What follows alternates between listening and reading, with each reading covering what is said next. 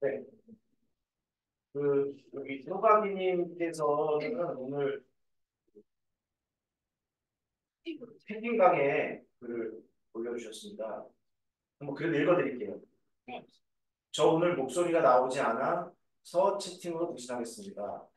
지난주에 선생님 말씀을 듣고 암기에 대한 부담감을 내려놓고 덜 완벽하더라도 차근차근 해보자라는 생각으로 공부를 계속해본 문제였습니다. 그렇게 마음먹으니 부담감이 좀 사라져서 조금 느릴지언정 즐겁게 공부했네요. 정말 감사드립니다. 네, 혹시 암기에 대한 부담감을 좀 역시 마찬가지입니다. 다 그런 걸 갖고 있어요, 우리가. 교육을 또 부담하거든요. 즐겁고 또 마음 부담을 좀 내려놓으셨다고 말씀드릴게요. 또 이번 주는 스승의 날이 껴있던 주라 내가 교사를 넘어서 스승이 될 수 있을까? 스승의 자격이 있을까? 그만큼의 교육을 아이들에게 제공할 수 있을까? 수업뿐만 아니라 아이들이 당당하게 의지하고 믿을 수 있도록 교감할 수 있을까라는 생각이 들었던 어, 주간이었습니다. 물론 이런 생각을 하는 것 자체가 잘하고 있다는 결론을 냈지만요. 이모티콘 시험 좀 나왔었습니다. 그런 의미에서 송원 선생님 정말 존경스럽고 감사합니다. 개인적인 사정으로 현강을 듣지 못해서 강제성이 덜해 혼자 공부하면서 쉽고 비우기도 하고 직접 만나보지 못해 너무 아쉬웠는데 인강생들과 함께 수업을 들을 수 어, 있게 체험 프로젝트를 추진해 주신 선생님께 정말 감사드립니다. 스스로 보시기에 제대로 받아들일 수 있으신가요? 다음 주는 나는 원래 훌륭하고 소중한 사람이다를 마음에 새기고 지내보겠습니다. 아이고 좋은 말씀도 감사합니다. 여러분들 우리가 이렇게 지금 함께 모여서 이렇게 대화도 하고 서로 이제 또 질문답도 하고 하니까 이거 되게 당연한 거라고 우리는 항상 생각해요. 모든 것은. 근데 당연하면 감사하지 않아요. 이거 되게 중요한 것 같습니다. 숨 쉬는 거 당연하지 뭐. 밥 먹는 거 당연하지 뭐. 근데 제가 지난주에 했지만 한 1분만 숨을 참아본다거나 밥을 진짜 한 3일만 굶어보면 그죠? 얼마나 그게 감사한 일이고 소중한 일인지. 우리가 지금 하고 있는 이런 만남 얼마나 소중한 시간이고 소중한 만남인지. 뭐 이런 장을 이렇게 제가 열어준 저도 되게 늦지 않겠습니다. 그런 좀 얼마 좀 됐어요. 몇 주 됐는데 여기 학원에서 이제 제뭐 국교론 수업을 듣는 분도 계시고 문학만 듣는 분도 계시고 하잖아요. 근데 어떤 분이 아마 그러니까 인강으로 문학을 들으시나 봐요. 저희 학원에 이제 다른 학교 강의를 듣나 보죠. 근데 엘리베이터에서 만났어요. 학생들 워낙 다르니까 뭐 내가 스타도 있고. 근데 저를 딱 보더니 이게 놀래요. 저 수호생님 항상 이렇게 어머 영광입니다. 막 그런 사람이에요 나. 나 이런 사람이야. 우리가 너무 당연하게 생각하면 우리 만나면 뭐 그냥 뭐 소문은 또 와서 앉아있겠지 뭐 뭐라고 또 떠들겠지 뭐가 아니라 누군가 어떤 분은 그러니까 인간으로만 보다가 직접 저도 처음에 그 이해가 잘 안 됐어요. 그러니까 뭐 연예인 보는 것 같아요. 맞아요. 맞아요. 그걸 오랫동안 이해를 못했는데 아직도 이해는 안 돼요.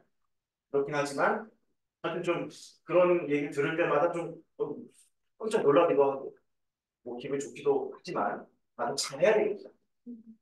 여러분 앞에 제가 서서 뭔가를 도와드리려고 여러분 도움을 또 받기 위해 또 온 거니까 책임감도 또 무거워지고 다만 또 거꾸로 생각해 보면 또 이렇게 함께 또 인강에서 지금 접촉해 주신 또 우리 분들 또 함께 해주시는 분들 저는 또 감사드립니다. 제 말을 들어주시고 공감해 주시고 이해해 주시고 100%는 아니더라고요. 아 교사라니 이래야 되는 거구나. 공부란 또 이렇게 해야 되는 거구나라는 걸 그런 거가 저는 너무 기뻐요 사실. 역시 우리 교육에는 미래가 아직 있구나. 다 떨어져 나가고 다 단편적 뭐 하고 교육이라는 건 그냥 뭐 어떤 또뭐 돈벌이의 수단 뭐 그런 건 아니더라도 막 뭐 외우고 가르치고 막 시험으로 되들고 가서 100점 만들고 하는 것만이 중요한 게 아니고 정말 소중한 가치가 있구나라는 걸 여러분은 동의해 주셨다고 저는 생각하기 때문에 여러분들이 저는 우리나라 교육의 미래, 여러분에게 어깨가 진짜 무거워요. 나는 퇴직했기 때문에 난 사표냈기 때문에 무게가 책임감이 전혀 없진 않지만 여러분들이 이제 그 일을 가서 해주셔야 되기 때문에 그런 걸 이해하고 공감해 주신다면 저는 정말 기쁘고 감사하다는 그런 말씀을 드리고 싶습니다. 고맙습니다, 여러분들. 네. 자, 그러면 자, 오늘 이제 뭐 궁금하시거나 공부하면서 또뭐 느끼셨던 것들 이런 것들 또 이야기하는 시간 가지도록 하겠습니다. 자유롭게 그런 이야기 나눠보도록 하겠습니다. 네, 공동에서요. 공동입니다. 네. 그 11월 부분에 생선자리가 맨바닥이라고 하셨잖아요. 그러면은 97페이지입니다. 네, 문제 97페이지. 네, 11월령 부분에 네, 공장자리 맨바닥 자리에 아은 한삼 덮어 누워 살살라고 되어 있는데 이때 한삼이 속적삼이라고 현대풀이가 나와 있는데 이 속적삼이 저는 속옷이라고 생각을 했거든요. 그럼 이 속옷을 님의 것이라고 생각을 해도 될지. 그래서 님의 속옷을 덮고 지금 시작하다가 울고 있다라고 봐도 되는지에 대해서 질문 드리고 싶었습니다.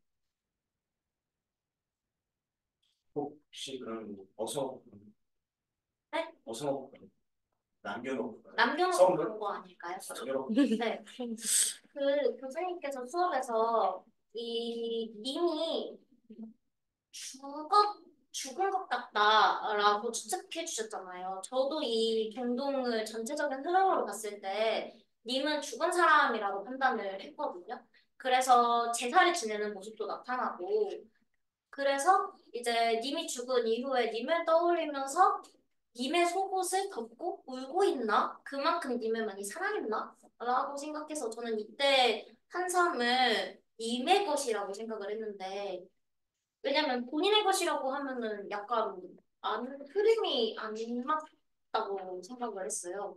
그래서 이에 대해 어떻게 생각하시는지.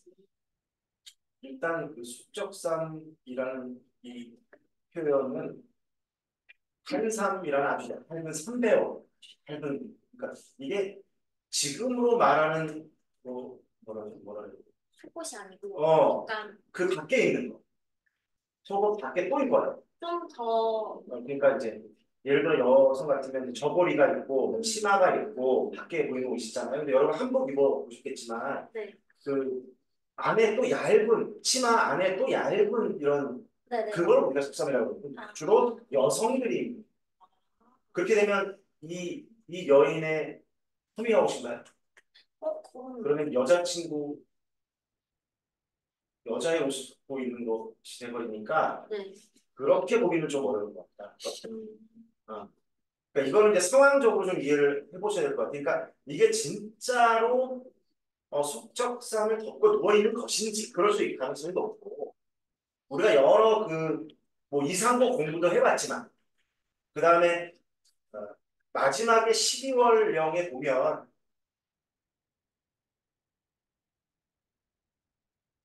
님 앞에 이렇게 젓가락 같은 뭘 진상하는 거잖아요, 지금.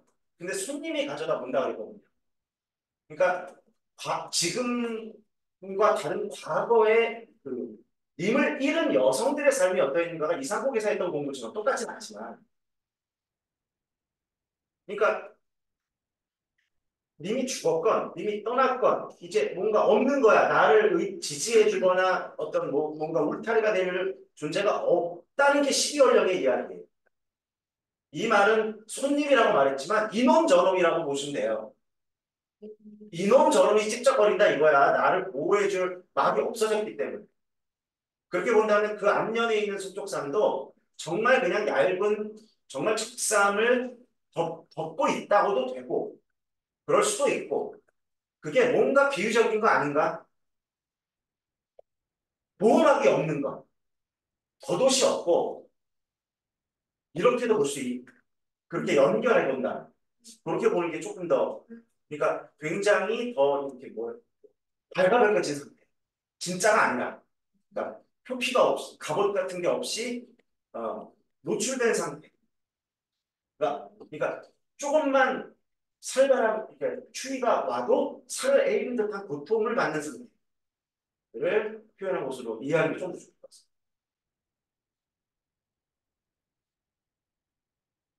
어려워요. 그냥 참 어렵다 이게. 문면 그대로 이해하자니 어, 여러 생각들을 좀 문맥상으로 가서 해야 될 것 같습니다. 네, 이해가 됐을까요? 네, 네. 감사합니다. 네.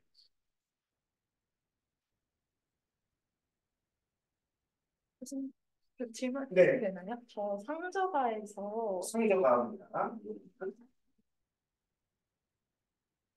좀 별거 아닌 질문이긴 한데 여기서 영산법이 쓰였다고 하더라고요. 그래서 그 부분이 뭐 내 머고리 해서 여기서 영산법이 쓰였다고 하는데 사실 제가 이걸 인식하기에는 부모님께서 드시고 나오면 그냥 내가 먹겠다. 그냥 이 단순한 말을 표현한 것 같은데 여기서 어떻게 봐서 영산법이 쓰였다고 하는 건지 잘 이해가 되지 않아서 영산은 기여 감성입니다. 어디 있어요? 네, 그 마지막 장의 핵심 정리에 표현에 영산법이 사용되고 있다고 나와 있고, 네네. 네, 찾아보니까 다 영산법이 이 작품에서 음. 쓰였다고 되어 있더라고요. 그리고 그 부분이 내 머고리라고 나와 있어서, 근데 저는 그 부분이 잘 이해가 되지 않아서 질문이. 사실은 여기에 그 느낌표가 있으면 확실히 현대국어로 본다면 느낌표가 붙어 있으면 딱 그런 것도 감정의 내뱉은 영탄이라는 영이라는 건 이제 길게 내뿜는다는 거거든요. 탄성이라든가 뭐 탄식이든 약간 애매하지만 뭐 느낌표를 붙여볼 수도 있지 않을까. 있으면 확실하네. 그래서 아마 그 해석자들도 여기에 이제 느낌표가 들어가는 것으로 좀 보지 않았어. 느낌은 안 오지 마. 왜냐면 우리의 영타는 자꾸 현대국어적인 느낌이 좀 많기 때문에. 그래서 여기에는 많은 느낌이 들어있다. 부모님께 효도하고 남은 걸 먹는 어떤 뭐 만족감일 수도 있고 그런 거에 대한 어떤 편성으로 해석자들은 좀 보지 않았을까라는 좀 느낌은 잘 안 와요. 약간 강요 같은 느낌. 그렇게 좀 이해해 줘. 약간 화자의 의지나 그런 것을 감정 그런 걸 통해서 나타났다고 본다는 말씀이신 거죠? 근데 그 해석도 제가 방금 부모님에게 막 먼저 드리고 표를 다 하고 내가 먹는 이 그 만족감이라고도 할 수 있지만 또 이제 해석이 없기 때문에 뭔가 조약이 되겠죠. 근데 다른 방식으로 해석하라고 한다면 그게 제일 좋긴 하지만 이게 노동요로 불렸다고 했잖아요. 또. 근데 노동요라는 건 왜 부르죠? 네. 그럼 해봐야 돼, 노동. 다음 주에 가서 모내기를 하고 오시기 바랍니다. 저 막 만 평 되는 땅에 옛날에는 좀 심었잖아요. 지금 기계로 심지만. 그거를 내가 떼약볕에서 그걸 계속 심는다고 생각해봐요. 노동 자체가 고통입니다. 반복 노동입니다. 그런데 노동요를 불렀다는 건, 그죠? 이게 집단으로 부르면 더 좋다는 거죠. 일체감도 느끼고, 흥도 느끼고, 또 뭐죠? 그런 고됨으로부터 벗어날 수 있기 때문에. 그러니까 여기 영타는 그쪽 노동요 쪽으로 몰아간다는 거예요. 힘든 노동, 고된 노동으로 간다면 이제 그런 어떤 고된 노동의 힘듦에 대한 어떤 편식, 탄성, 어휴, 그래. 내가 부모님께 효도하는 건 당위적인 거야. 만족감도 있어. 그렇지만 이거 쉽지 않구나. 방아를 찢는다는 여기는 모내기가 아니라 이제 이건 방아를 찢는 것도 지금은 뭐 방아를 해서 자동으로 찢지만 이거 다 발을 부르거나 뭐 절구질을 하거나 해야 되기 때문에 그런 쪽의 의미도 조금 맥락에 따라 부여해 준다면 거기도 해석해 보시죠 이해되시나요? 네. 네. 선생님, 저 통상 들고 아, 있어요. 보충 상들이 그 평산이랑 바다라는 공간이 의미하는 바를 잘 모르겠더라고요. 제가 찾기로는 현실 도피처라고 볼 수 있을 것 같은데 또 다른 걸 찾아보니까 이 청산이랑 바다라는 공간이 이상형이라고도 해석이 되는 경우가 있더라고요. 그래서 혹시 이 경우에는 앞에 있는 사러리랍다라는 그 구절이 뭔가 청산에 살고 싶다라는 의미로 해석을 한다면 이상형이라고 보는 건지 아니면 뭐 유랑민이 아닌 다른 화자라고 봤을 때 이상형이라고 해석을 하는 건지 좀 모르겠어서 질문. 이 부분은 청산별곡은 해석이 한 가지가 아니다. 이미 기출에도 2009학년도인가요? 9학년 모의고사인가요? 객관식 시절에도 기출이 되었었어요. 화자를 누구를 보느냐에 따라 다양한 해석이 가능하다. 여성으로 보기도 하고. 그렇죠? 그 다음에 이제 말처럼 뭔가 응거하고자 하는 내 속이 싫어서 응고하고자 하는 사람이 쓴 것으로 보기도 하고 또는 농민이 자기 땅을 잃고 그건 이제 시대 배경이 있어요. 왜냐하면 고려시대가 무신의 난이라든가 아니면 몽고의 침입이라든가 이런 그런 같은 뭔가 자기 땅을 떠나야만 유랑의 어떤 그 농민이었다가 그래서 해석이 분분합니다. 뭐 하나로 딱 이렇게 규정 지을 수는 없을 것 같아요. 다만 어떤 보기의 맥락이 화자가 진짜 유랑민이냐 이 시의 화자는 여성이다 이렇게 나온다면 그 맥락으로 가야 돼요. 림을 읽고 그러나 보편적인 어떤 부분으로 시대하고 조금 연결지어서 본다면 보통 나올 수 있는 방식이 여기 나오는 표현이 이제 좀 더 힌트가 되는 게 그거죠. 쟁기. 이끼 묻은 쟁기라는 게 이제 병장기로도 또 해석하고 쟁기라고도 해석한단 말이에요. 힌트, 근거. 보편적 해석의 근거. 근데 이끼가 묻었다는 것은 쟁기에 이끼가 묻었다는 것은 사용한 지 오래되었다고 보는 거예요. 이거 쟁기라면 그럼 이제 유이민이 되겠죠. 유랑하는 유이민. 농민이었는데 뭔가 자기 땅을 가지고 정착했던 살아가던 사람이었는데 자기 땅을 잃고 떠돌아다니는 사람. 그런 이제 인기 모든 쟁기에 보편의 근거를 냅니다. 그렇다면 청산이나 바다는 뭐냐? 그것도 해석이 또 달라져요. 유랑민이라고 해서 청산이나 바다가 하나다 의미가 그렇지 않아요. 여러 해석이 다릅니다. 근데 보통은 자기가 살던 경작지를 또는 터전을 떠나서 살 수밖에 없는 공간. 그곳을 청산 또는 이렇게 보는 게 어떨까? 그런데 방금 이제 이상형 아닙니까? 라고 한다면 그러면 화자가 달라지겠죠? 세속의 어떤 너무 힘들어서 저런 곳으로 떠나야겠다. 청산이라는 공간 또는 바다라는 공간 떠나겠다라고 볼 수도 있는데 그것도 왜 근데 애매하냐면 열에 보면 이렇게 저렇게 해서 낮을 보냈다고 했어요.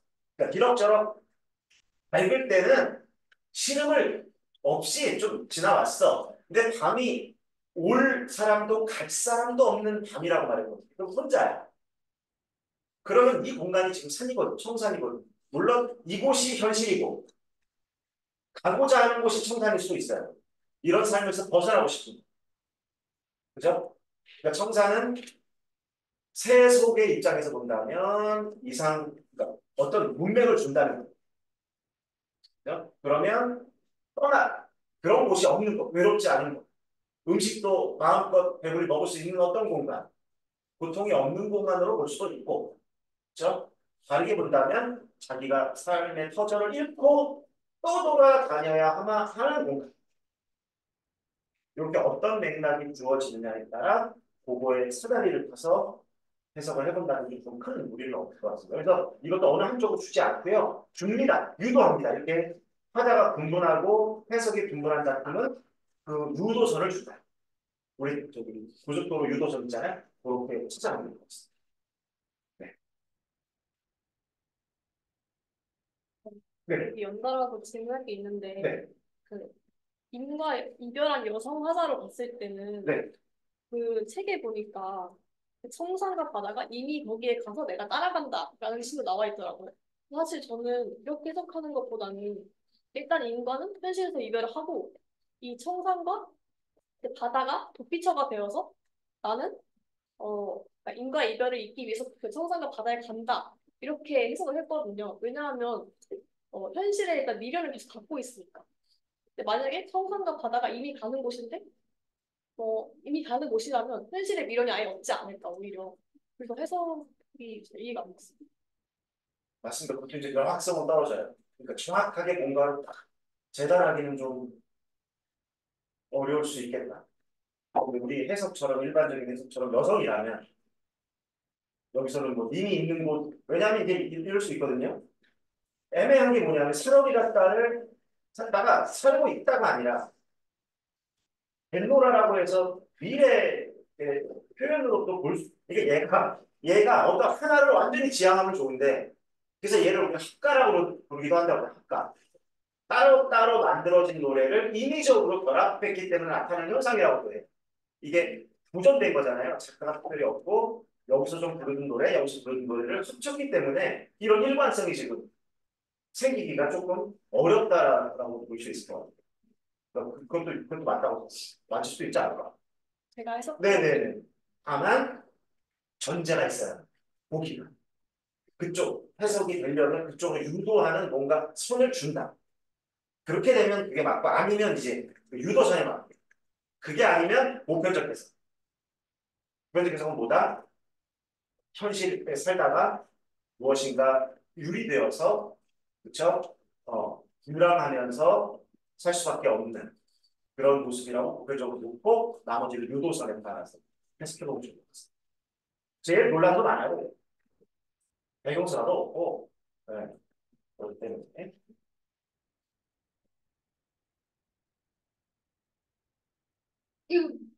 저 사실 네, 그 논문을 못 들었는데 그러면 제가 네, 학부 때 네, 수로가에 대해서 그 교수님이 이제 높은 절벽에 있는 건 이제 귀족의 성벽을 의미하고 이제 그 늙은 노인은 소를 끌고 다니는 늙은 노인은 그 지역의 토착민들을 의미해서 수로 부인의 행렬이 이제 새로운 권력자를 의미해가지고 새로운 권력자가 그쪽에는 토착민이랑 연계해서 그 호족들을 제압한다는 노래를 볼 수 있다라고 해석을 해주신 적이 있었거든요. 그럼 이런 해석도 이제 임용고시에서 이런 식으로 해석을 하면 그러한 보기가 주어져야 그런 식으로 해석할 수 있다고 생각하면 들거든요. 수로가 헌화가 아니라 아, 네, 허나. 헌화. 그렇죠. 그것도 해석이 다양해요. 누군지. 그냥 노인이다. 후색한이다. 어색한. 이라고 해석하는 경우도 있고. 뭐, 깨달은, 뭐, 노승이다. 또는 뭐, 그 같은 해석이 다양하기 때문에 이게 뭔가 그러니까 아무것도 없이 주면 보편적으로 유도해요. 보편적인 근거를 들라고. 근데 그런 어떤 뭐 특별한 해석들이 많기 때문에 그러면 준다. 그럼 유도선을 그걸 따라가서 맥락을 보면 됩니다. 또는 이럴 수 있다고 제가 봤습니다. 보기를 준다고 했는데 보기가 없는 경우도 있어. 그럼 일반적으로 보편적이라고 했잖아요. 아닐 수도 있어. 왜? 작품이 묶여 나온 경우 있잖아요. 그러면 어떤 작품은 그냥 단순 비교만 하는 물음도 있고 그냥 작품은 나란히 같지만 따로따로 어떤 문제는 두 작품 그러니까 예를 들어 헌화가를 해석하는데 가 작품이 크게 영향을 미치는 경우 그럼 걔가 보기 그러니까 우리가 보기가 보기 이렇게 나오는 것만 보기로 생각하면 안 돼요. 잘 이해하셔야 돼요. 이해되시죠? 그러면 어떤 다른 작품이 번화가를 해석하는데 힌트가 되는 거로 놓았고 발문이나 작성 방법을 통해서 그 보기라고 하는 말은 없지만 그 내용을 추론해요. 준다. 그렇게 좀 이해하시면 좋겠습니다. 서예문단에서는 101페이지 스터디하다가 나온 내용이었는데 여기에 샹가 처용가가 차용된 부분이 있잖아요. 그 부분의 화자를 처용이라고 부르는 게 맞는 거죠.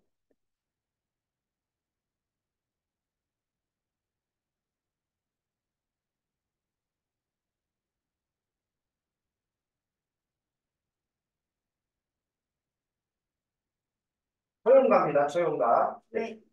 다시 한 번만.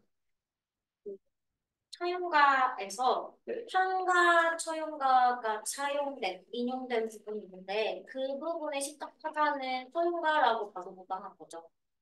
처용이라고 해도 무방한 거죠. 화자.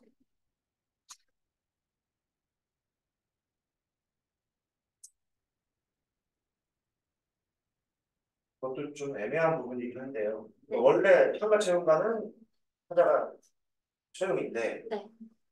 이 부분을 지금 대화. 길잖아요. 네. 이게 이제 뭐라 그래? 분리. 네. 이게 분놀이를 지금 연행할 때 부른 것으로 보이거든요. 그래서 이 목소리들이 애매한 게 많아요. 제주라고 해서 이제 제사를 지내는, 그러니까 처용이 지금 여기에 딱 팔짱 끼고 있을 수도 있고, 아니면 처용의 이렇게 뭐 팔을 쓴 어떤 연행이니까. 그러니까 이게 지금 제사를 지내는 사람의 말인지 처용의 말인지가 명확한 것도 있지만 명확하지 않은 것도 있거든요. 근데 이 부분도 이제 처용의 말이기도 할 수도 있고, 아니면 제주가 화자가 있는 거죠. 이 시의 또 화자가 기존의 처용가의 노래, 원래는 처용이 불렀지만 그 연행 안에서 누가 불렀는지를 불명합니다. 이게 그 제주라는 사람이 처용의 말을 다시 그럴 수도 있다. 전가하는 화자일 맞아. 수 있다. 네. 그 제주가 화자죠. 그 여러 해석들을 살펴보니까 그 이럴 적에 처용합의를 보면 열병신이야 횟감이로다라고 되어 있는 부분이 제주가 하는 말이고, 그러니까 제주의 입장에서 처용한테 열병신은 횟감이야라고 이야기하는 부분이고, 그 다음에 천금을 줄까요 처용합의요, 칠부를 줄까요 처용합의요, 이 부분을 두 가지 해석으로 보는 경우가 있더라고요. 첫 번째는 제주의 말일 것이다 라고 주장하는 입장이 있고, 다른 하나는 아니다, 이 부분은 처용이 하는 말일 것이다 라고 해석하는 것도 있더라고요. 만약에 제주가 말을 하는 부분이라면 제주가 처용을 달래는 부분인 거고, 처용아비야 내가 너한테 천금도 주고 칠부도 줄게 라고 달래는 부분인 거고, 만약에 이 부분이 처용이 이야기하는 부분이라면 처용이 제주한테 내가 너한테 천금이랑 칠부 다 줄 테니까 제사 좀 잘 지내줘 라고 이야기하는 부분이다 라고 두 가지로 해석될 수 있는 부분이라고 이야기를 하더라고요. 그래서 이렇게 해석이 다양하게 된다면 이것도 역시 똑같이 보기를 통해서 해석할 수 있는 여지를 줄지에 대해서 여쭤보고 싶었습니다. 근데 아까 이제 위쪽에 처용가는 불명확하고, 네, 지금 방금 읽은 부분은 자기한테 처용아비라고 그러면 이제 지칭을 하고 자기를. 네. 그렇게는 조금 그럼 이 이상하네. 부분은 제주가 하는 말이 좀 네, 확실한 이건 거라고 하자. 보는 게 맞을까요? 그거 봐야 될 것 같아요. 자기가 자기를 지금 지칭하고 자기 어. 이름을. 그럼 그 다음에 천금 칠부도 말고 열병신을 나에게 네, 잡아주는 이 요- 부분은 처용이 네. 이제 제주한테 부탁하는 부분인 거고, 그 다음에 상과들과 천리 밖으로 처용합의를 피해 다니고자 하는 부분은 열병신이 이제 그렇죠. 나 처형하면 피해 다닐 거야 라고 이야기하는 부분인 거고, 맨 마지막 열병 대신에 발언이도다는 다시 제주의 말이라고 그렇게 보면 될까요?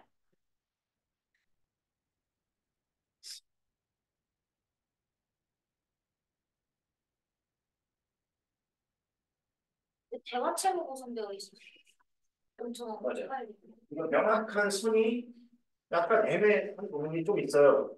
그냥 어쨌든 요 정도로 저는 아까 이제 방금은 다 정리됐고요. 네.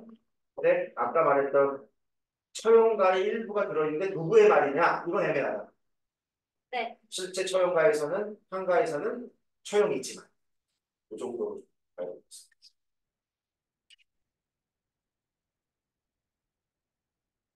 그리고 처용가에서 네. 향가처용가 교수님께서 그 수업하실 때도 말씀하셨던 것 같은데 향가처용 만약에 시험에 들었다면 향가처용가랑 이 고려소교의 처용가의 차이점에 대해서 물어볼 것 같다는 생각을 했었어요. 그래서 차이점에 대해서 한번 생각을 해보자면 향가처용가에서는 일단 그러니까 화자인 처용이 소극적으로 대하잖아요. 그러니까 본인의 아내를 그 여친한테 뺏겼다는 거에 대해서 소극적으로 그리고 체념적인 태도를 보여주는데, 근데 이제 고려소득 처용가에서의 처용은 좀 더 적극적으로 나서서 내가 이 열병신 잡을 거야라고 표현하는 부분이 있으니까 그 향가의 처용보다 좀 더 본인의 아내에 대해서 적극성을 표출하는 인물로 나타났다라고 해석할 수 있을까요? 근데요, 이 소교 처형가는 네, 우리가 향가 처형가는 배경설화가 있잖아요. 네, 그걸 토대로 우리가 확실하게 아내 이야기도 알고 네. 더 확대됐지만 이 고려소교 처형가는 배경설화가 없어요. 아, 네. 그러니까 아내라고 특정 지을 수가 없어요. 그런데 향가를 가져온 거지. 지금의 해석은. 그러니까 아내를 범접한 여신을 혼내준다기보다는 처형의 능력을 더 보여주고 있는 거예요. 아, 그냥 처형의 능력을 더 적극적으로 그렇게 보셔야 될 것 같습니다.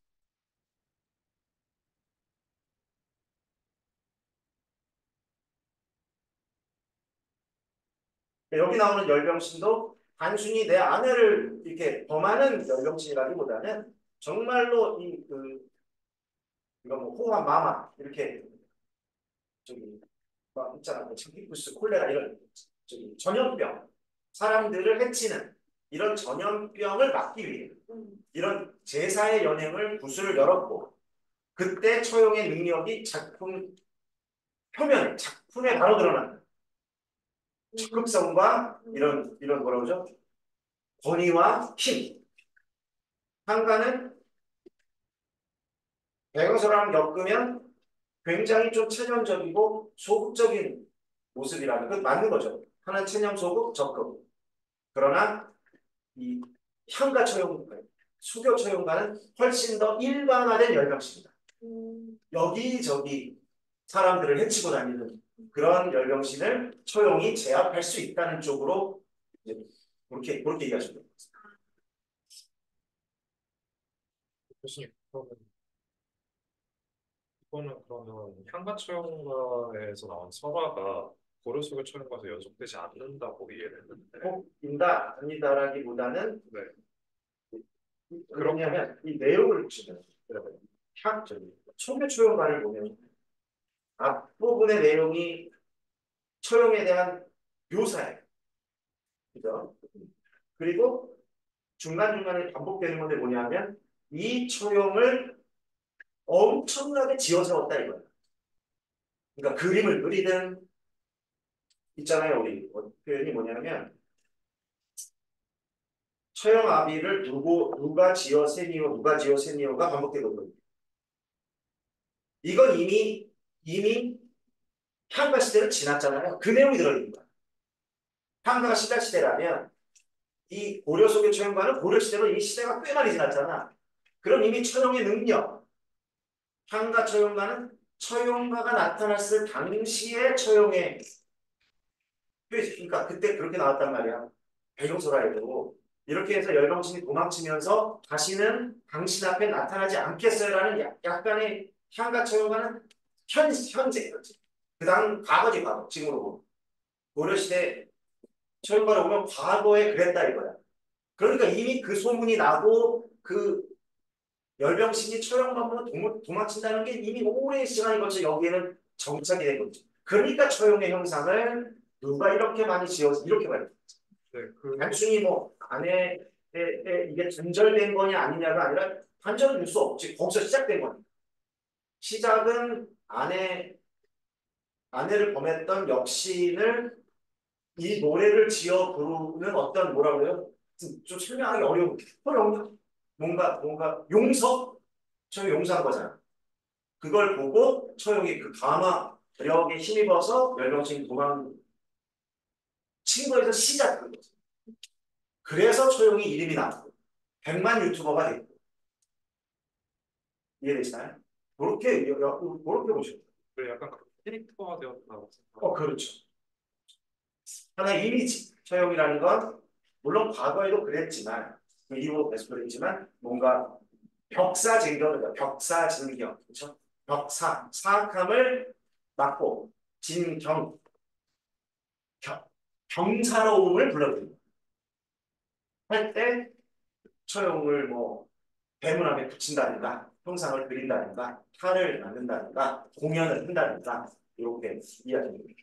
그 탈출 중에 가면국 중에 공산탈출처럼 거기서 나오는 삼형제들도 어쨌든 양반을 대표하는 인물들인 거잖아요. 그것처럼 처음도 어떤 그 열병들을 물리칠 수 있는 힘을 가진 인물이다라고 파악하고 이 고려 속의 처형가에서도 그 처형의 모습을 나타내는 부분들, 외양묘사하는 부분들이 처형의 가면을 만드는 부분이다라고 해석하는 것도 있더라고요.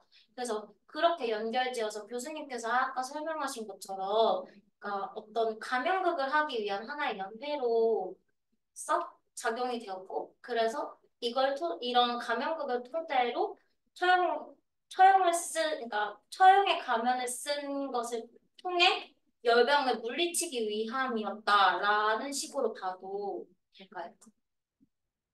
근데 이 내용을 읽어보면 얼굴만 나오지 않거든요.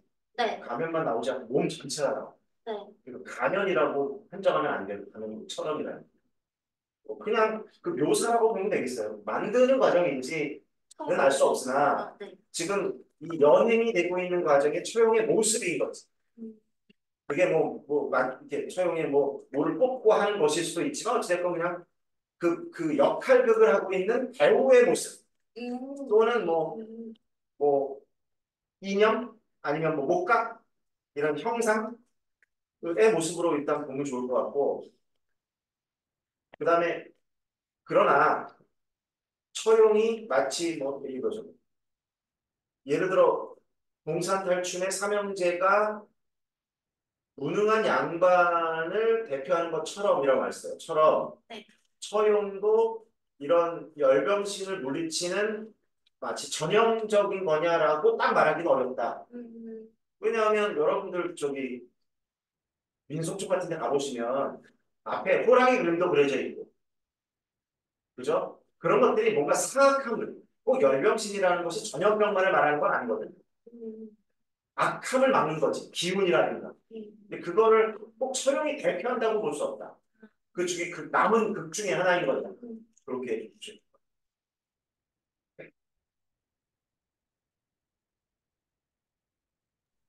교수님, 네. 저 동동 관련해서 질문이 있는데요. 네. 공동입니다. 다시. 네, 97페이지입니다. 네. 네, 먼저 동동에서 두 가지 질문이 있는데, 첫 번째는 동동 맨 앞 부분에서 1년에서 여기 아의 동동다리 부분을 두 가지로 나누어서 아의 동동다리를 그냥 하나로 후렴구로 본다면 분연의 기능을 수행한다라고 볼 수 있는데, 두 번째로 이제 아으와 동동다리를 나누어서 각각 보면은 아으는 조음구에 해당할 수 있다고 말씀해 주셨어요.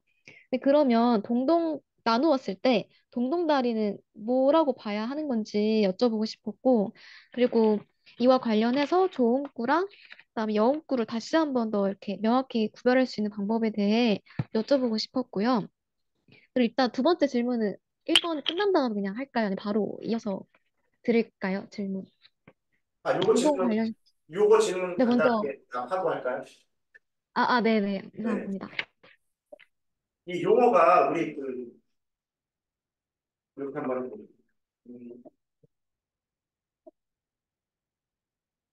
지금 질문 이제 여웅이라는 말을 쓰셨어요. 그 다음에 방금 수령구라는 말 쓰셨고요.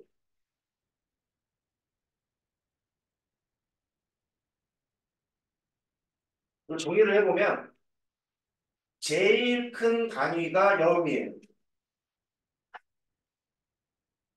그러니까 여음이라는 건 말 그대로 뭐냐면 그러니까 노래의 내용이 없는 음이다. 남아있는 음이다. 남을 여자의 음입니다. 남아있는 음. 뭔가 부가된 음. 그러니까 특히 이 여음이라는 게 고려 수도의 특징이기도 하고 이 특징적인 게 생긴 이유가 뭐냐면 인간의 노래가 궁중으로 삽입되면서 유입되면서 음악적 그러니까 공연을 했으니까 그러니까 말 그대로 우리가 이게 다시 한번 설명하면 이게 소교잖아요. 소교. 그죠? 근데 소묘라고도 부르고 얘를 고려 소묘라고도 부르고 물론 고려 가요라고도 부르고 조덕의 선생님이 속악이라고 부르다 그랬어요. 중요한 개념입니다. 속악. 그러면 속악이라고 부르면 다 같은 말인데 여기에 꼭 두 개가 더 따라와야 돼요. 이렇게 세 개가 묶여와야 돼요. 강악과 아악이라고 설명드렸어요. 이 말, 이 말을 이걸 악이라고 부른단 말이에요. 이게 고려악이야. 고려악. 고려 궁중에서 부르는 이때 악은 궁중이라는 의미가 이 들어있어요. 그러니까 뭐 이제 아울 운동다리라고 하는 이 여음이라고 그러죠. 얘가 기존에 있는지 없는지는 확인이 안 되고 얘가 궁중으로 들어오면서 궁중 속악에 맞게 궁중 음악에 맞게 덧붙여진 것이라고 일단 봅니다. 일단 기본적인 정리. 그래서 이 여음 이렇게 이해하시면 돼요. 다시 간단한.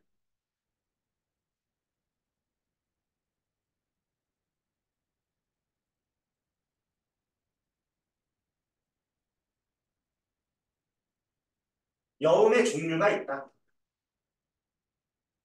뭐가 있냐? 우리가 말하는 이제 염이라고 해요. 염. 그 다음에 방금 우리 아우가 이제 그거냐 아니냐에 뭐 논란이 있지만 네, 그 다음에 여음에는 이 세 가지가 있다. 오케이? 요 염 속에 전중 후가 있다. 전염, 중염, 후렴. 말 그대로 앞에 나오면 전염, 중간에 나오면 후렴, 중염, 끝에 나오면 후렴. 그러니까 지금 여음과 후렴을 구별해달라. 그러면 당연히 여음이 제일 크죠. 이렇게 이해하시면 돼요. 후렴은 여기 있으니까. 그러니까 후렴도 여음이라는 거야. 조음구도 여음이고 감탄사도 여음이다. 이렇게 생각하시면 돼요. 그러니까 얘가 크죠, 지금.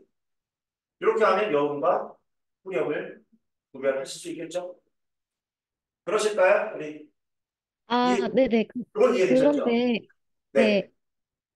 그 아까 덧붙여서 질문 드리고 싶었던 게 그 아으랑 동동다리를 나누어서 본다면 아으가 조은구에 해당한다고 한다면 이제 동동다리는 그럼 뭐라고 말을 어, 해야 하는지 네, 그것 이렇게 이렇게 이해하시면 돼요.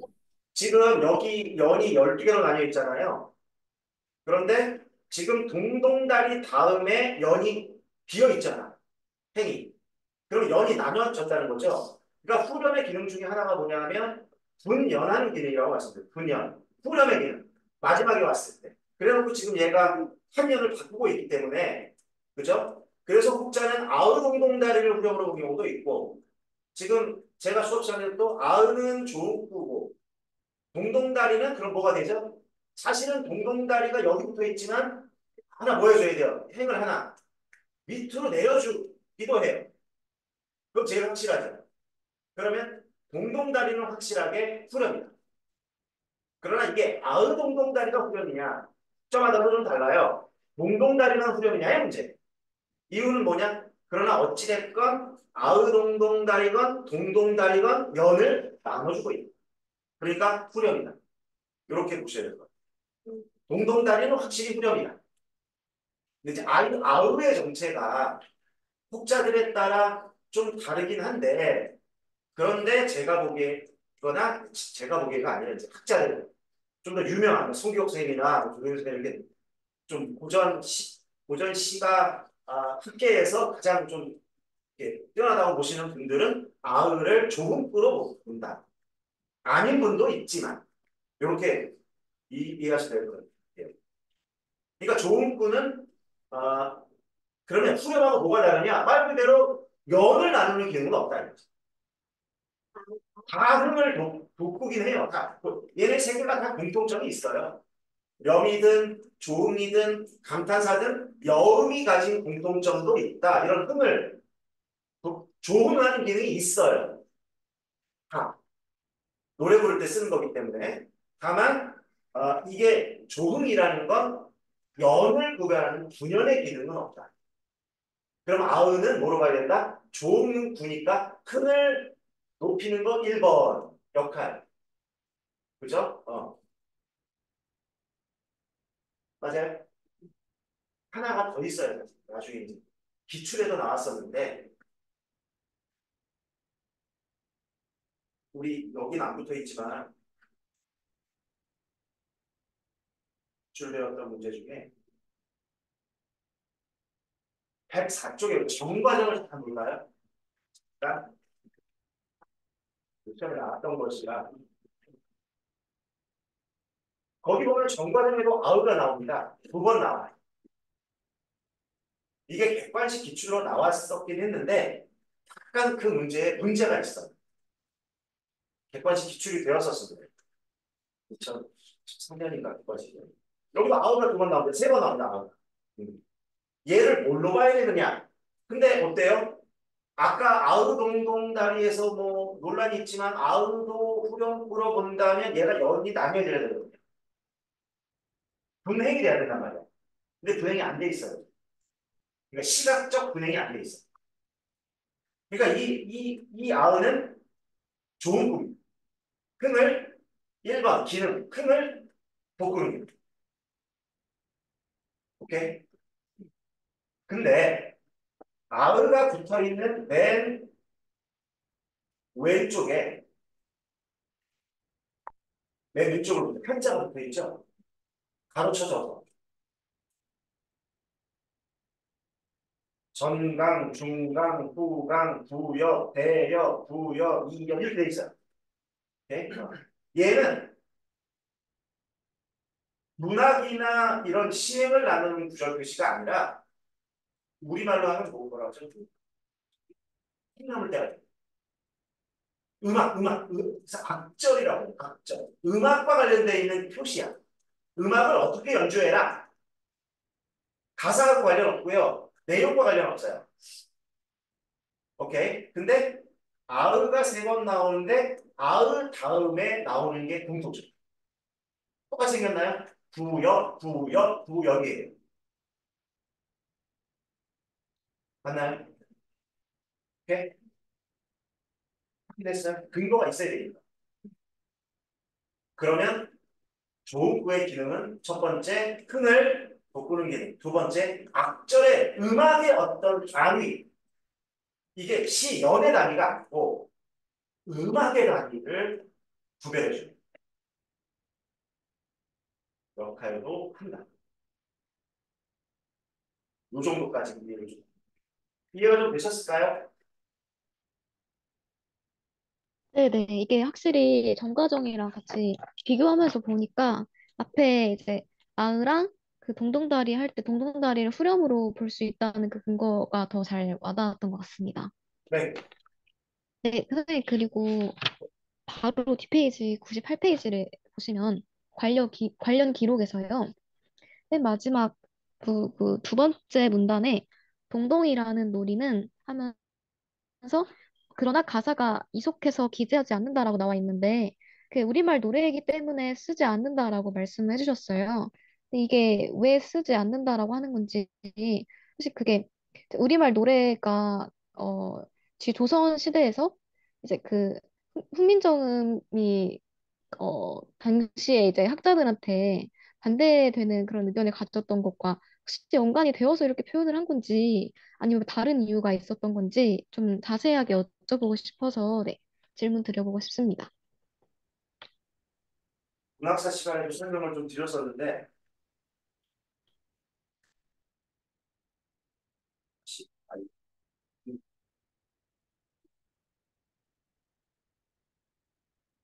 이 지금 98쪽에 관련 기록이라고 되어 있죠.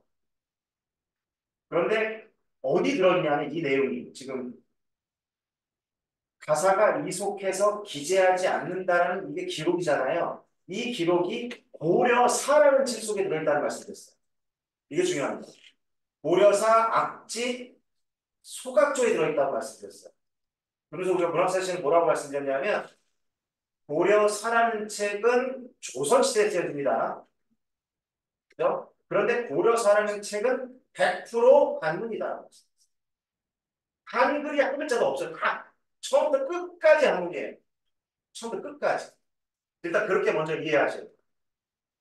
이 고려사라는 책이 한글을 싣고 있지 않기 때문에 일단 한글 문서에 대해서는 하나도 반영하지 않았다가 일단 그게 우선돼야 될 거예요. 고려사라는 책을 기준으로 봤습니다. 그렇죠? 이해되시죠? 그 다음에 이제 두 가지의 논의가 필요하다. 방금 말씀하신 것처럼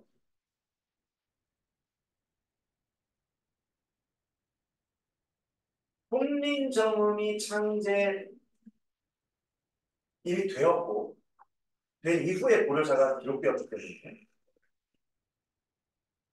두 가지로 가야 될 것 같아요. 그런데 이렇게 이해하셔야 돼요. 국문이 배척받았죠. 한문 우선이니까. 그러니까 여기에 싣지 않았다는 말 맞습니다. 맞아요. 이속하다라는 건 우리 국문을 천시했기 때문에 사대부들이 기록을 할 때 우리 국문으로 된 우리말 노래는 우리말로 실으면 그게 비속한 거니까 싣지 않았다가 맞아요. 그런데 이걸 다시 한번 살펴봅시다. 그러면 97쪽에 나오는 동동의 이 원문이거든요. 이게 한찰이 아니고 얘는 어떻게 실렸을까요? 이렇게 실렸거든요. 어디에 실렸다고 했죠? 세 가지 악서에 실렸다고 했어요. 악학계범, 이게 악학계범에 실린 것 같아요. 악학계범, 악장가사, 시용량, 악보에 뭐로 실렸다? 이렇게 실렸다. 지금 우리가 보고 있는 97쪽에 보고 있는 이 왼쪽의 모습대로 실렸다. 우리가 여기 교재에 실어놓은 그 원문이라고 하는 그대로 실렸다. 그럼 이거 모순되는 거 아닌가요? 국문으로 실렸는데. 그러니까 이런 두 가지의 경향이 있었다고 봐야 돼요. 특히나 고려사라는 건 역사서죠. 무슨 책이에요? 국가 역사서. 그러니까 이런 데에는 참여를 훨씬 더 강하게 해요. 훨씬 더 한문 중심. 그러나 이런 악서에는 우리말로 기록을 해놓은 거예요. 시험형은 악보도 있어요. 시험형 악보라고 말해도 거기는 이렇게 이런 아까 뭐 중요 이런 표시들도 있어. 1장씩만 있지만 이렇게 사실은 두 가지의 경향이 동시에 있었다. 국문에 대한 천시 있었고요. 그 이속이라는 말 속에 특히나 어떤 때에 더 비속하니까 쓰지 않는다라고 봤냐면 이런 공식 문서라든가 그러나 이렇게 음악을 남겨야 되는 이런 악서에는 또 공문으로 이 두 가지 경향이 있어. 이렇게 보시면 좀 될 것 같습니다. 이해가 좀 되셨을까요? 네, 명확하게 이해됐습니다. 아, 네. 교수님, 저 그리고 혹시 그 쌍화점에서도 하나 더 질문드려도 될까요? 네.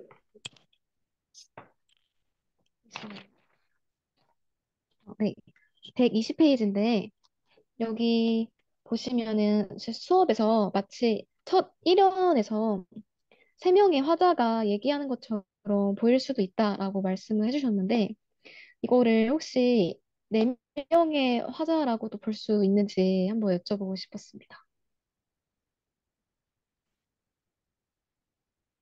이건 뭐 해설에 주로 이제 뭐 나타난 것이기도 한데 이 예를 들어서 이 1년을 쌍화점의 1년을 세 부분으로 한번 학자들이 얘기해요. 학자들이 얘기해 한번 나눠 본다면 이 저거 이 중령 빼고 중령입니다. 걸어 정도 이거 빼고 아로로 뒤로 조그만 새끼광대 네 마리라 하리라 까지 1, 2, 3, 4행을 한 명의 화자를 볼 수 있지 않을까?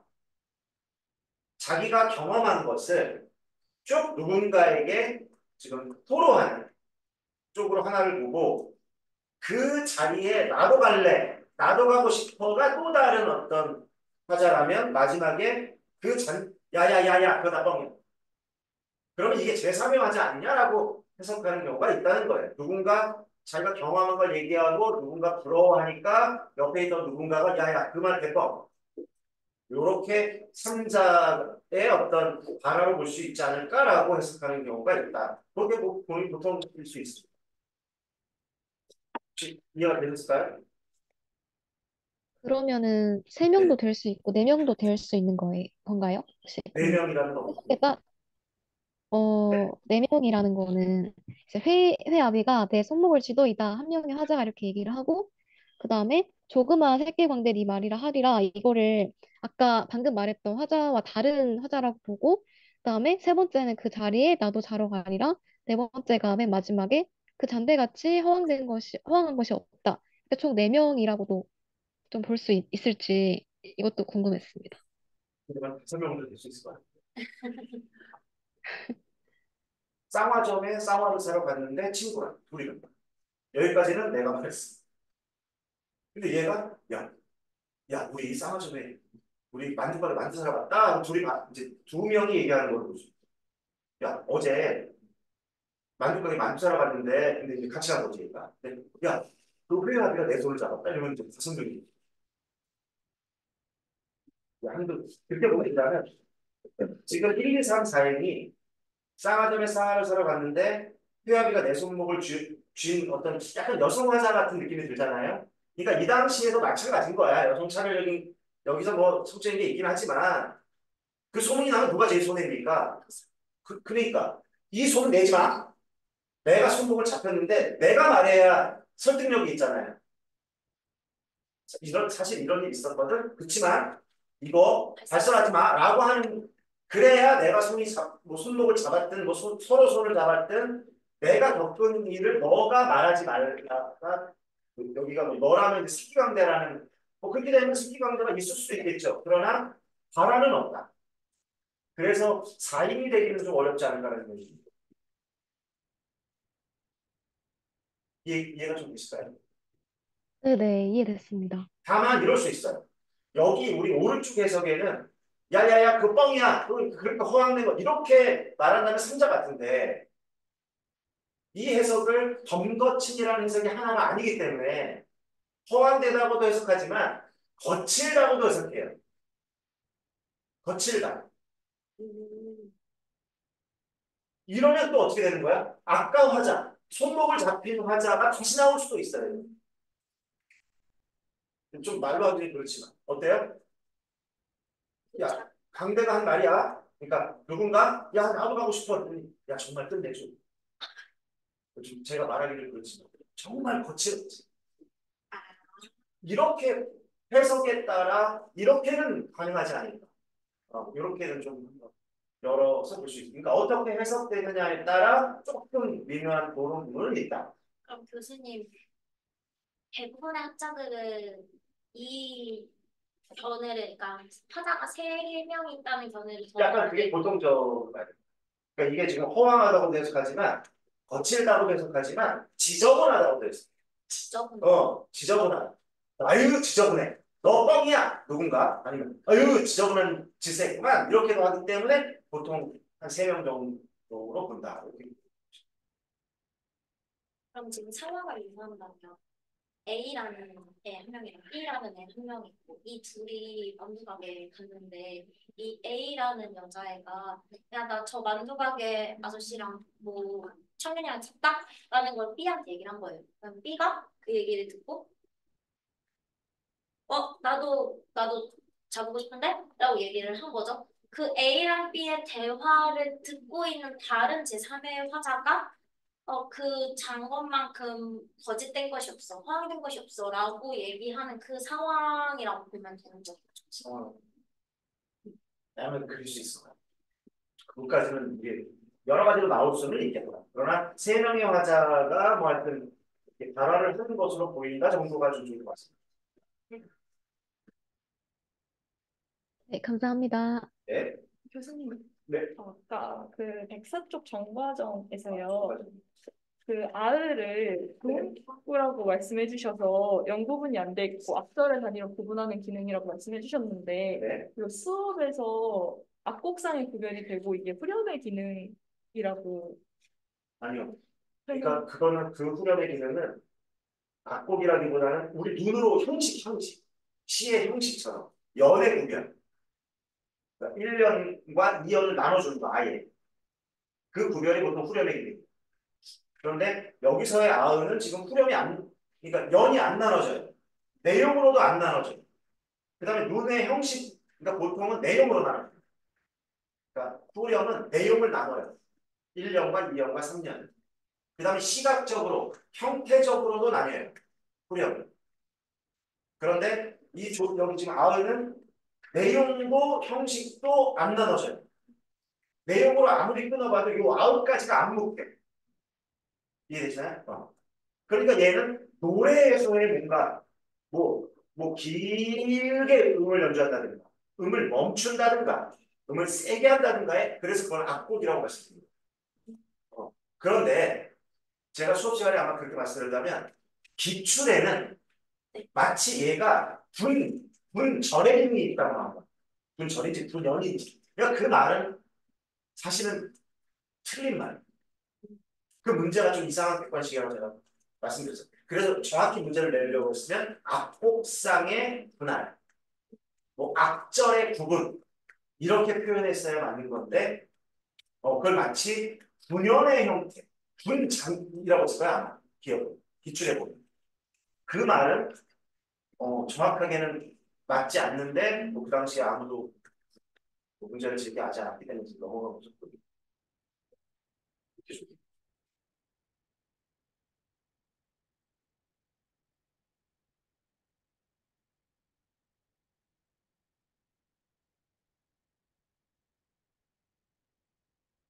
네, 뭐 다른 혹시 질문 없으실까요?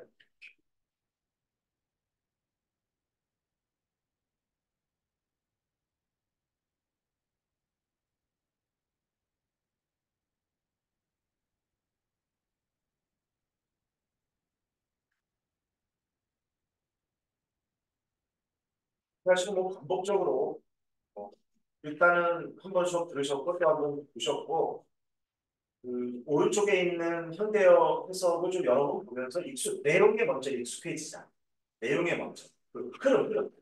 그런 다음에 이제 오른쪽에 있는 뭐 보어들 해석을 한번 연습. 그러니까 여러분들 뭐 올해도 그랬지만 과거에도 그랬고 고전 시간도 그렇고 저기 소설도 그렇고 올해 같은 경우는 수평전의 원문 이좀 그러니까 이거가 이런 데 조금 원문에 그러니까 못하더라도 이게 좀 자꾸 반복적으로 노출을 시키면 고전 소설이든 고전 시가든 원문이 나와도 좀 고어가 섞여 있어도 두려움이 문제야. 두려움이 못하는 거라는 거.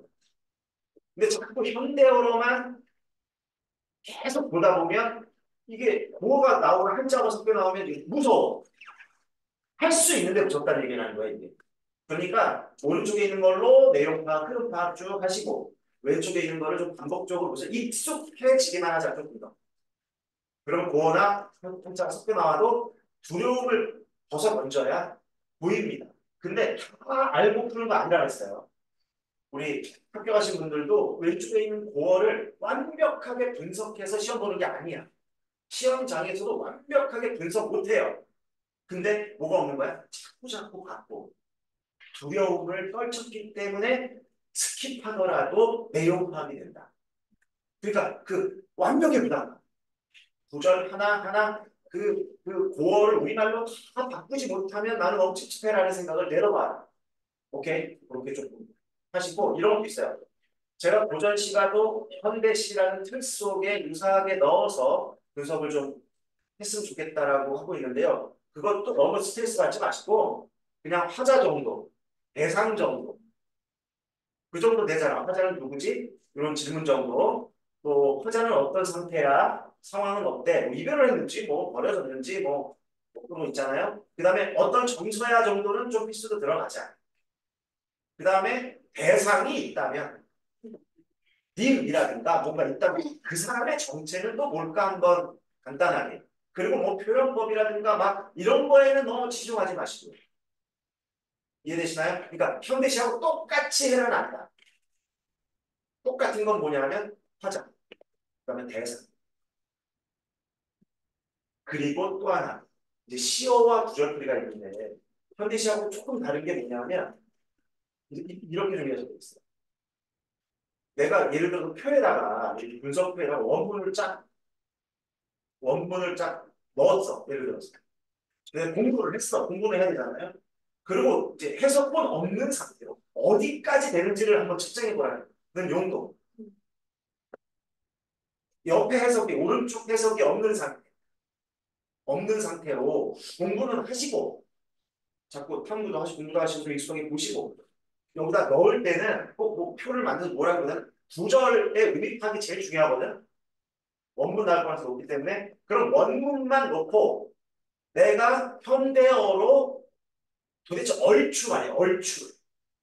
왼쪽 제가 해놓은 것처럼 완벽한 게 아니고 얼추 어느 정도가 될까를 한번 시험 삼아 해보라는 거야. 그냥 쳐보라는 거예요. 될 때까지. 모르면 빈칸. 내 말로 어떻게 좀 모르는 건데 대충 어떻게 요리조리 요래조래잖아. 요래조래해서 좀 한번 기록해 놓고 그럼 그게 공부하고 난 첫 시험이에요. 첫 시험이라고. 이해되시나요? 그럼 그게 남는 거야 기록으로. 그대로. 그러면 이제 비교해 봐야 되잖아요. 원문 해석보나 해석 구절하고 하나씩 비교해 보면 어때요? 열 구절이면 어떨까? 예를 들면 5개는 얼추 맞네. 그럼 그 시험 때도 얼추 맞죠. 그러니까 내 타임제하라고 시킨 거야 이거. 근데 5개는 딱 쓸 때부터 알아봤어. 뭐야? 칠 때부터. 이건 내가 참고는 벌써 차이가 안 나지. 그럼 보면 어때요? 여지 없죠? 그럼 뭐야? 5개 구절은 시험에 당장 나와도 얼추 비슷하게 파악이 된다는 거예요. 5개. 지금 시험 보면 안 된다. 그럼 뭐 해야 돼? 5개를 어떻게 일단 표시해 놓는 거야. 빨간 지금 다 아니라니까요. 아, 내가 이거 5개를 모르고 있고. 표시를 해라. 뭐 글자를 이렇게 뭐 이어놓는다든가 뭐 별표를 쳐놓는다든가 자기만의 표시, 물음표를 해놓는다든가 이 5개 그거는 모르는 거야. 그럼 지금 한 번 더 보긴 하겠죠. 그럼 왜 모를까? 무엇 때문일까를 생각하는 게 공부잖아. 그럼 체크. 아, 이거는 이 구절 전체가 아니라 이 단어 때문에. 표시. 이거 왜 해야 돼요? 이거 시험에 나오면 지금처럼 해서 못하니까. 다만 뇌에다가 한번 흔적을 남기고. 또 내가 딱 노트북이든 뭐 프린트를 하든 얘는 그냥 다음번에 아무것도 없으면 다시 해야 되잖아. 그게 아니라 뭘 해야 돼요? 표시된 거. 이거 시각적으로 이거 몰랐지. 다시 해볼까? 눈으로 하고. 근데 알게 될 수가 있어. 오케이? 그럼 원본에 이걸 한번 바꾸는 거야. 이제 알게 됐으니까. 근데 5개 중에 2개는 나중에 알고 여러 개 공부를 반복적으로 하다 보니까 깨네. 3개는 아직도 몰라. 그거 해소하거나 아마 완벽이 아니야. 나는 여기 오른쪽에 있는 해석하고 똑같이 못하면 해석 안 한 거야가 아니 대강 얼추 다 그렇게 시험 보러 가요. 합격자들도 그 상태로 시험. 이해되시나요? 그런 용도로 활용하는. 왜? 해석이 안 되면 문제 못 풀어요. 해석이 안 되면 흐름도 잘 파악이 안 되고 시대도 연결이 안 되고 그러니까 우선 작업으로 표해서 근데 그렇게 안 하면 여기다가만 끄적거리면 이 교재에다가만 끄적거리면 내가 뭘 아는지 모르는지 시간 지나면 또 몰라. 그럼 시간이 또 들어. 그게 더 비효율적이야. 그러니까 너무 긴 거는 못한다. 뭐 가사 중에서도 엄청 긴 거 있거든요. 근데 지금은 짧잖아요. 이럴 때 연습을 해보자. 내가 도대체 10구절 중에 몇 개를 아는지 또는 9절 안에서도 뭘 알고 뭘 못. 여러분들이 대체로 아는 게 뭔지 아세요? 9절 중에 대체로 아는 거. 조사, 서술. 아니, 곧 칭찬해주라니까. 아, 이거 뭐뭐가, 뭐뭐를 모르겠네. 명사의 한자니까 잘 모르겠네. 또 서술어에 붙어있는 뭐 용어 붙어있는 앞에 있는 거 모르겠네. 근데 뭐뭐 했구나. 뭐뭐 했겠네. 뭐뭐 하리요. 아, 느낌은 알잖아. 일단 알았네. 요건 내가 알아. 근데 그 여러 개 명사 뭐 이제 서술 뭐 이게 하여튼 주어 목적으로 돼 있는 것 중에 한 구절 중에서도 몇 개는 알아요 또.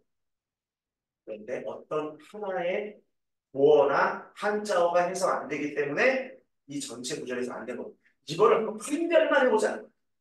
그냥 뭐 때문에 알고 뭐 때문에 모르는구나.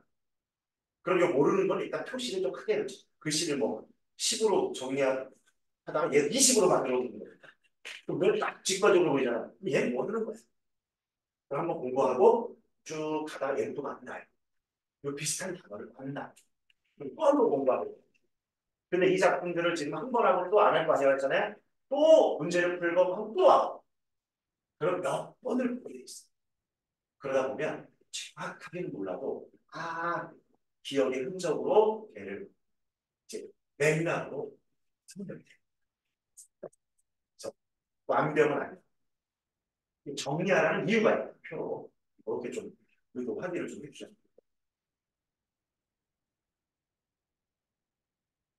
네, 되셨을까요?